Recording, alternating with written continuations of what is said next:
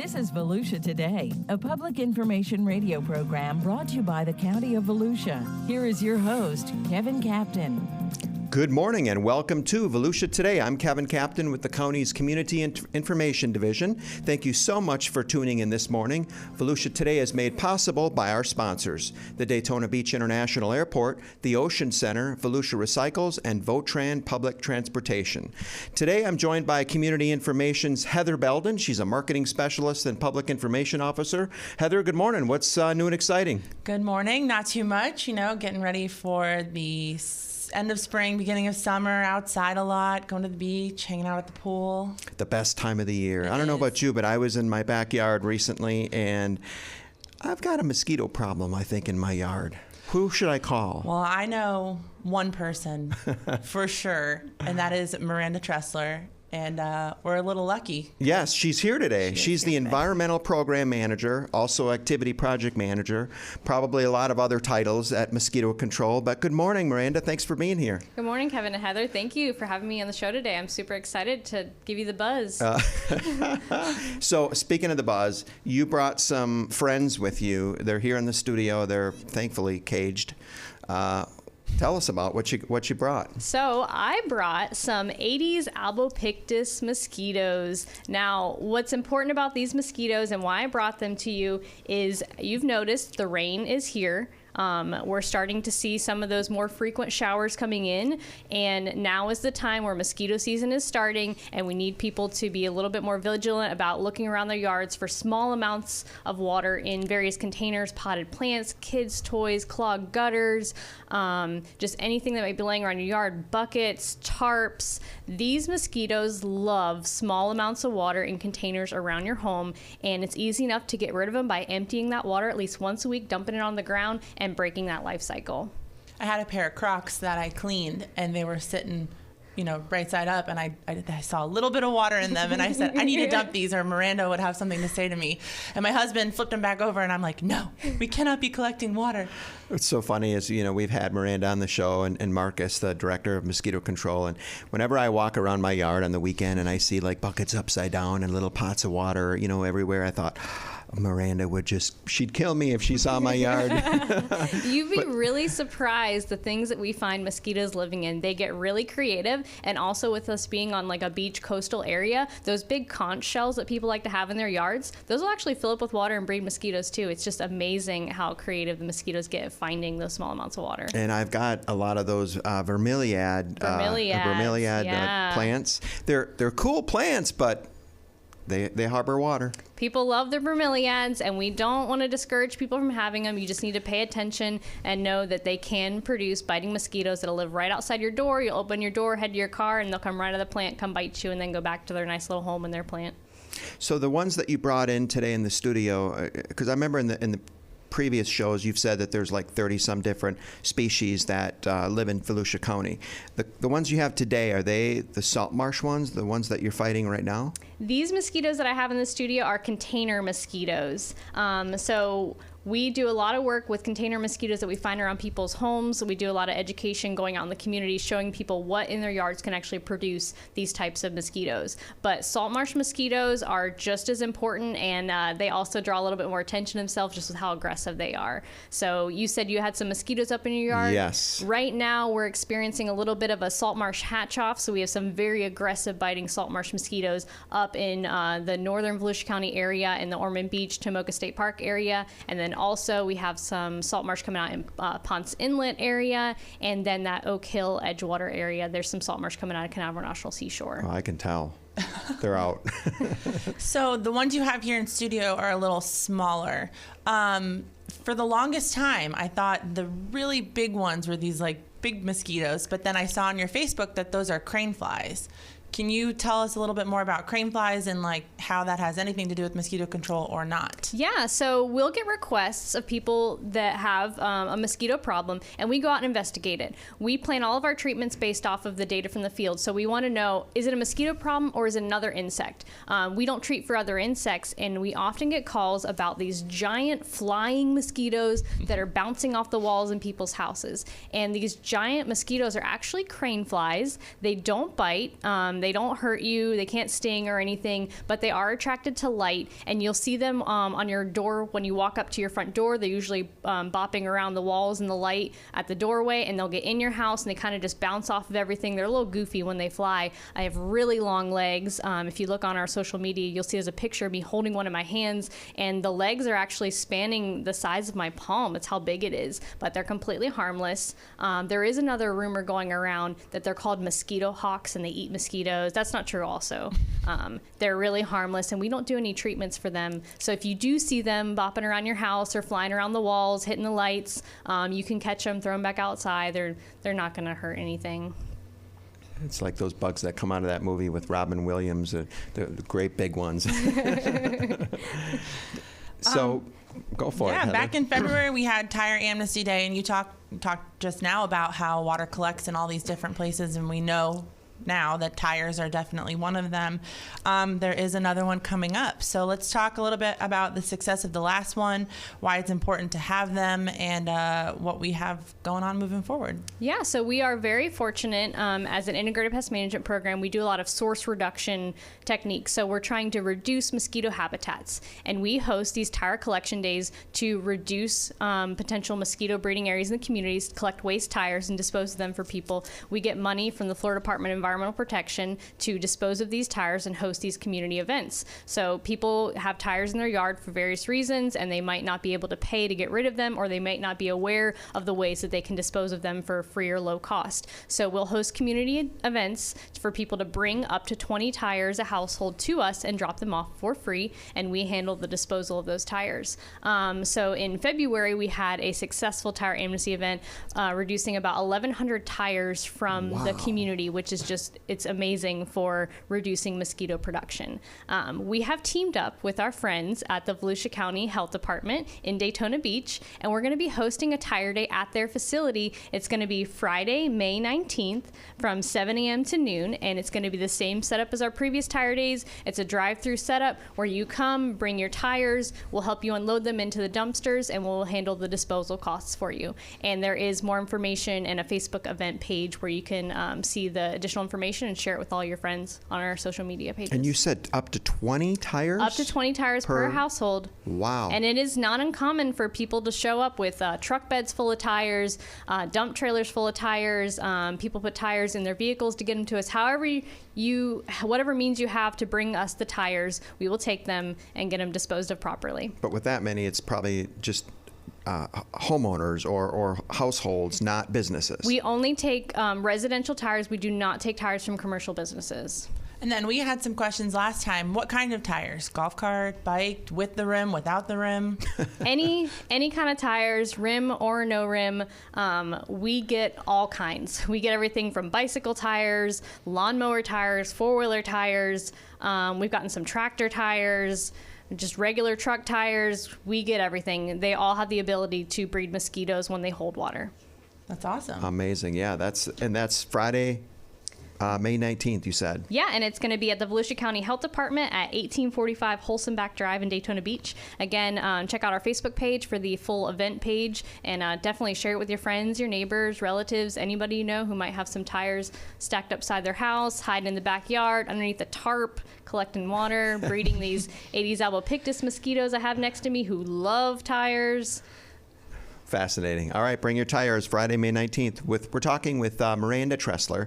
She's the Environmental Program Manager with Volusia County's Mosquito Control Division. We'll take a quick break and come back and maybe talk a little bit about the most effective repellents. Stay with us. After recent heavy rains, mosquitoes are on the move.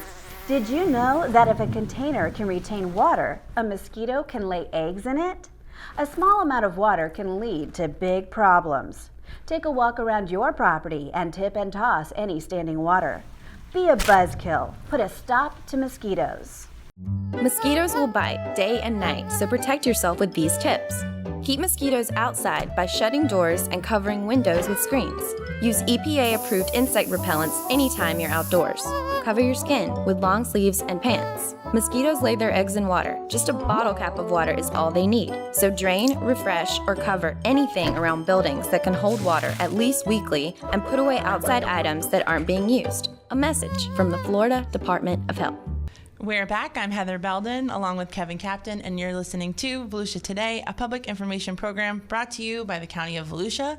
And we actually, during the break, we figured it out. It was Jumanji. Oh, that's it. I couldn't think of the name. Nobody wants to see a mosquito coming out of the Jumanji movie. Absolutely not. Speaking of mosquitoes, and my wife always uses this like scented repellent, and I don't really like putting any of that stuff on me. And I once heard that you could use dryer sheets, like bounce sheets. Is that true, or is that like an old wives' tale? So we recommend that you use EPA-approved repellents and follow the label directions. We also have a search tool on our website that links you to the EPA site where you can enter some information about what kind of repellents you're interested in or what you're using it for, and it'll help you find the right repellent for you. There are a variety of things out there, old wives' tales of what works and what doesn't work. But the safest bet is to use an EPA-approved repellent because it's been tested for safety and for effectiveness to make sure you're not wasting your money on something that's not working. Good standard answer. What about for kids? Do they have ones that are EPA-approved for children? Yeah, so that's where that label directions really comes in. So when you read the directions, it'll tell you what types of products can be used on what ages, how much you should apply, where you should apply it, how often you should reapply it. Make sure you're looking at those directions because some of them can be used on younger children and some of them are used on different ages and up. What about those like incense type sticks that you see that, down the repellent aisle, they've got all these other different products. They've got like yard sprays and like citronella candles. Yeah, that stuff. Does that stuff work? There's a lot of products out there. There's various results and effectiveness of how some of them work. We really recommend those EPA-approved repellents and also thermocells. Those work really good. If you're going to be sitting in one area, you can have a thermocell and it kind of creates a barrier around you for flying mosquitoes in your neighborhood. We do recommend some types of like barrier sprays if you want to do it yourself pest control. Just please read the directions and apply it according to directions and make sure that you're following all of those protocols. But you can also call us if you're experiencing a mosquito problem. You can call us. You can go online to our website, volusia.org/mosquito, enter an online request, and we'll come out and check it out and see what's going on and try to figure out the best way to treat the problem. I don't know if I should ever come out or not to my house. But, speaking of the repellents, because I don't like to use them, and sometimes maybe you might just use like something that's long sleeve, but I think it's the salt marsh ones up by my house. They go right through your clothes and your shirts. Can you just spray this stuff on your clothes? Some repellents you can apply to your clothing, and then some of it you apply to your skin. So it just depends on the product that you're choosing. But yeah, we do recommend in some of those areas when you're going to be outside, long sleeves and long pants. It helps cover your skin and prevent some of those bites. But yeah, those salt marsh mosquitoes up. Right now we have some salt marsh coming out in Ormond and then down in Ponce Inlet and then Oak Hill Edgewater area. They're very aggressive. They will bite through your clothes. They will find you. So they actually sense like your body heat, your breath. If you're outside sweating, you're nice and warm, they're going to come get a blood meal from you. And it's only those female mosquitoes that bite. Only the females bite, Heather. They smell that beef brisket on your That's it. What about like planting anything natural? I've heard of like herbs you could plant that might keep them away. Is there any truth to that? So not necessarily. One of the repellents does have active ingredient oil of lemon eucalyptus, but that's a processed oil. So some of those plants, in order to get them to work, you would probably have to like crush them up and get the oils out and then rub the oil over you. The plant just sitting itself is not providing any protection. You got to really have it on you. Yeah. You talk a lot about integrated pest management system, and so obviously that sounds like it involves multiple different efforts. I mean, can you talk a little bit about, in general, what's all included in that integrated pest management program from the county? Yeah, so I love to tell people that we are an integrated pest management program and we're using all of the tools in our toolbox. And what that means is we're not just a spray truck.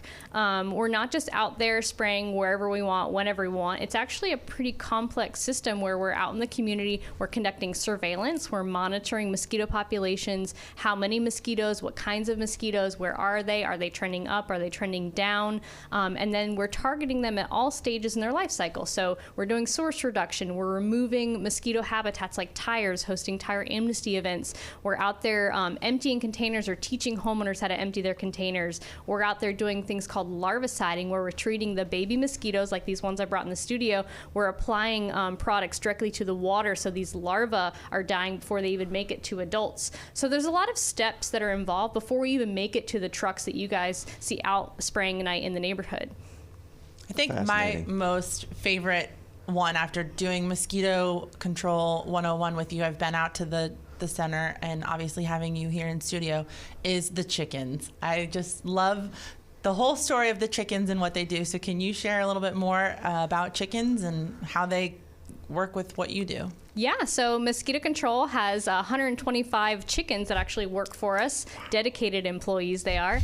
Dedicated. We have 12 sentinel chicken coops. There's 6 on the east side and 6 on the west side. And so these chickens are sentinels. They're out there. They get bit by mosquitoes. And if a mosquito that's carrying a disease like West Nile virus, Eastern equine encephalitis, or St. Louis encephalitis bites one of those chickens, the chickens develop antibodies to it. They don't get sick. We collect blood samples weekly from the chickens, and the State Department of Health lab tests those blood samples and looks for antibodies. So these chickens, they don't get sick.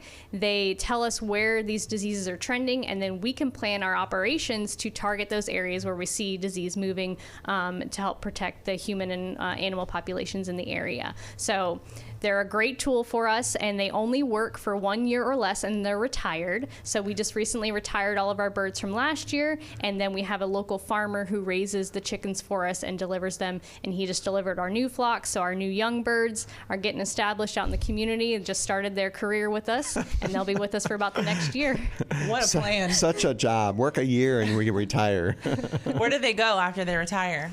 We have coworkers that take them home to be backyard chickens. We also have some people on the community that take them to be backyard chickens. We have contacts with a couple local farms that'll take them, but it's perfectly safe to eat the eggs. They lay very healthy amounts of eggs throughout the season. So one of our sayings at Mosquito Control is that's one of the benefits, is that you get free eggs.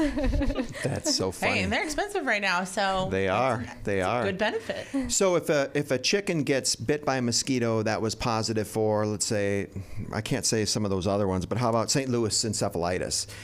They don't get sick from it. They don't get sick. They just develop the antibodies that we can see by testing their blood. And they also can't spread it to anything. They don't produce enough viremia in their blood to give it to other mosquitoes, and they can't spread it to other birds. Which is why you use the chickens. Wow, that's amazing. I love it.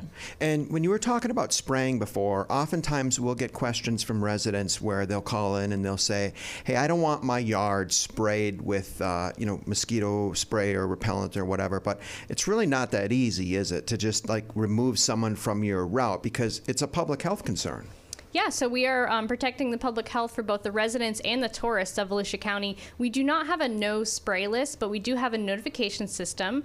We recently just got signed up on Everbridge, so we can send out automated alerts. You can sign up on our website to receive these alerts if we're doing a treatment in your area. And the cool thing about Everbridge is that you can get a text, you can get a phone call, you can get an email, you can get all of them if you want. And when we're planning those treatments, which happens every day, we're looking at all the data, so we're not spraying on a schedule. We don't spray this street every Tuesday. It's based on the information in the field. There's mosquitoes in this area. It's reached a level where we need to send the truck to try to knock down these populations. It's all results and scientifically driven. It's not just, I'm going to do Port Orange today. It doesn't work that way. Yep. So there's a lot of information that goes into it before we can make those just treatment decisions. And then that happens every day. So usually by early afternoon time, all those operations are finalized, and we'll send out our Everbridge notifications, and we'll also post it on our Twitter page too, where we're going to be treating that night. I love it. Yeah, and I've got a couple of friends that I used to work with that have started a hobby in keeping bees, and every now and then I get a little bottle of honey, and it's super cool. But that's a common question that also comes up. Does the mosquito spray affect bees? So no, we love bees. We actually have some employees who have been beekeepers in the past or worked for apiary divisions where they've done bee inspections. Mosquito control is full of a bunch of insect nerds who like to go around, collect insects, Bring them into insects. the studio. And So bees are really important, and bees are actually, the European honeybees are actually livestock in the way that they're regulated through FDACs. But our operations are larviciding operations where we're targeting these baby mosquitoes. The products that we're putting into the water do not harm the bees if the bees are out there collecting that water. And then the spraying that we do at nighttime, we do it at nighttime because those bees are sleeping in their hives safe and they're not out and about actively foraging when those treatments are conducted. So our products are designed to break down very quickly in the environment so they're not persisting the next day when the bees are out out there foraging. So we don't want to hurt bees. We love bees. We do encourage beekeepers to sign up for our notifications if they want to know where we're out and about and where we're treating. We also have a public map on our website, volusia.org/mosquito, where you can see the areas that we're going to be treating or when we've treated them on the map. It's kind of like a big Google Earth map where you can scroll in and out, see the polys, see where you live, look at the different areas that have been treated.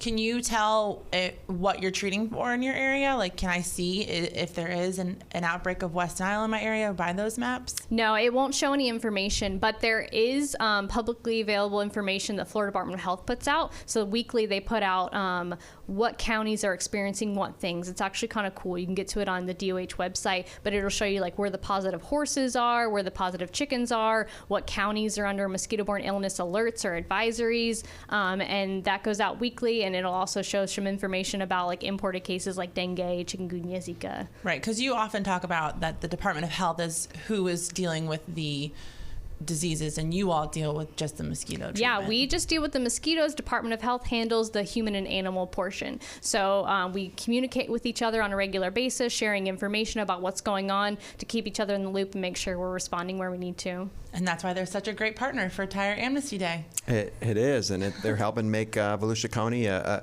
more enjoyable place to live outside without getting bit. And it is the perfect place to be outside. It is. We're talking with Miranda Tressler. She's the Environmental Program Manager for Mosquito Control. We'll take our last break and come back and wrap up today's show to learn more about mosquitoes. Stay with us. Mosquitoes can develop in as little as 1 bottle cap of water. That's why it's so important to tip and toss any standing water around your home at least once a week. Let's check out a home and see if you can spot all the places a mosquito could lay eggs.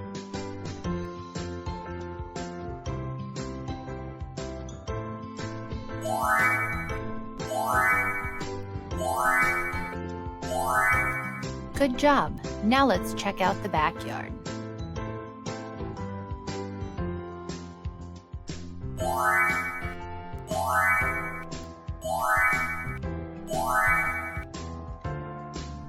Did you spot them all? Everyone plays a role in protecting our community. Do your part to help fight the bite. We're back. I'm Heather Belden, and here's your host, Kevin Captain. Thanks, Heather. So, Miranda, with the last few minutes that we've got left, tell us a little bit about the history of mosquito control, or maybe the history of mosquitoes in Florida, because I had once heard something anecdotal that said you couldn't live in Florida because there were so many mosquitoes, and before the management of them, this just was not an inhabitable place to live.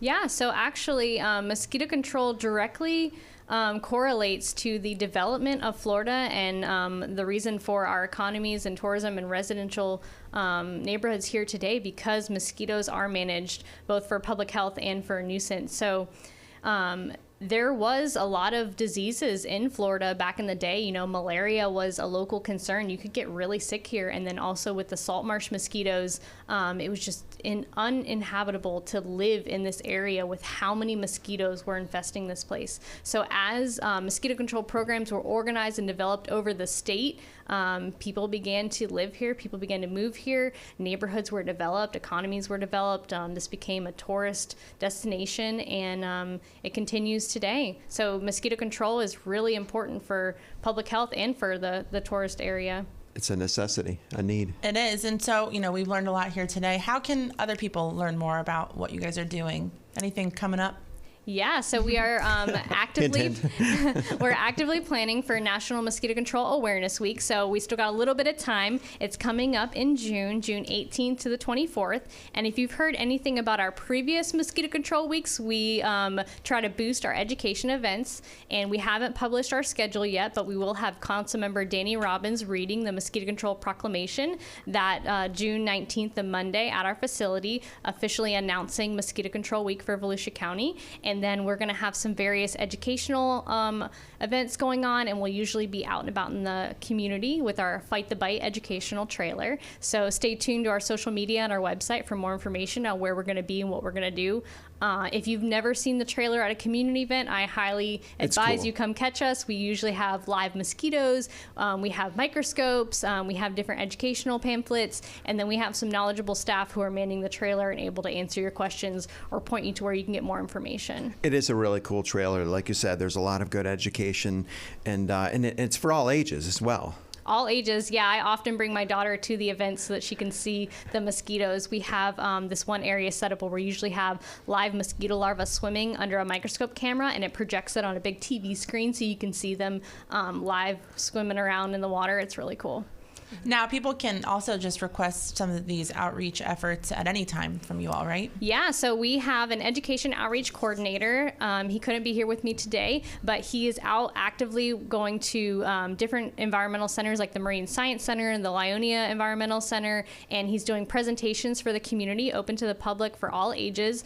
We've been up at the new Ormond Environmental Center up there also doing some presentations. If you have a community group that you want to schedule a presentation for, contact us. You can email us or contact us on our website, and we'll do school presentations, community presentations, festivals. We can cater it to the audience. All right. And so what's the best way to reach you guys? The best way to reach us is online. If you need to submit a customer service request, volusia.org/mosquito. There's an online form. If you have a mosquito problem, submit a request on there, or you can give us a call at 386-424-2920. Or volusia.org/mosquito. Yep. Right. Miranda, thank you so much for being on the show today. And I know you're going to be busy on May 19th, throwing tires in that dumpster. So be careful. Bring your tires. All right. Well, thanks again for listening to Volusia Today. With that, we'll close today's show. Take care, stay safe, and help your neighbors. Have a great today.